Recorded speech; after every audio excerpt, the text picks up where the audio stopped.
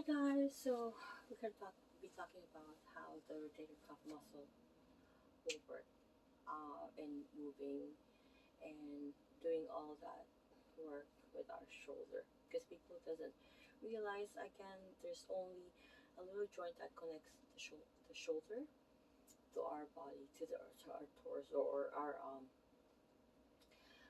the spine. Okay, the sternoclavicular joint. That's the only one attached to it.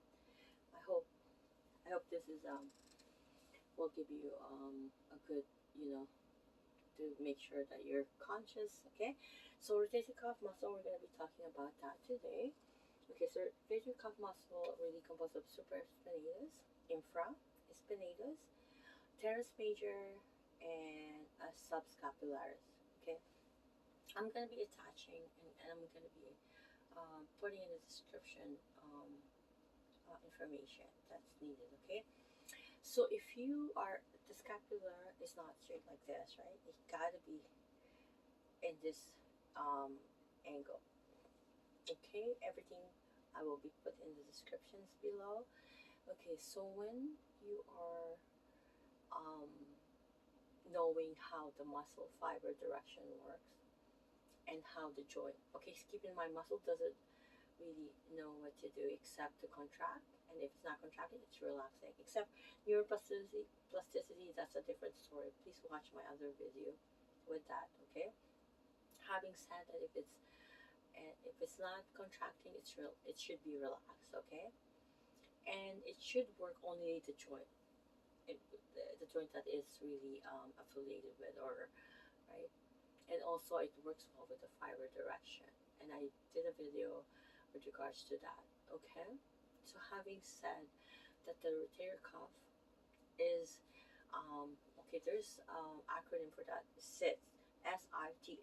Okay, supraspinatus, infraspinatus, teres major, and subscapularis. Subscapularis is the muscle that is in the girdle, shoulder girdle.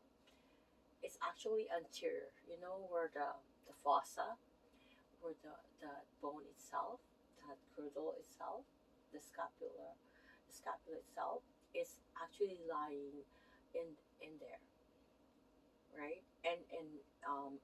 It's actually, you know, behind the rib. If we're talking about anterior is front. Okay, that's why most of them is going to be frontal. Um, okay, because why? Because the ribs is in front of subscapularis, right? So it's going to be internal rotation. That is the subscapularis, and also the teres, right? It's going to be also external rotation. Why did I say that? Because it's located at the back, and the supraspinatus is located on top of the the um, the scapula, meaning if it's on top, it's very plain and simple. It's 1 plus 1 equals 2. It's going to elevate your shoulder, right? It's going to have how to call this? It's going to have that action. It's going to be somehow helping the deltoids, right? The mid deltoid, right? The supraspinatus, right? And then the infraspinatus is where the fossa on the posterior side. Anterior side is the front and posterior side is the back. So that infraspinatus is where the fossa is. And they're um, all the insertion is where in this area here. That's why when we talk about the acronym SITS, right, we should know where it's located.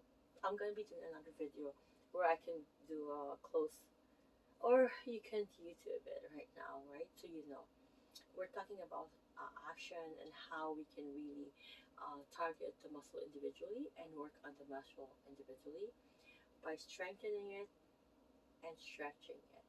And then I'm going to be talking about how the functional anatomy of it, and also endurance training, which I really support, versus people are just always working on just, bulking up. Okay?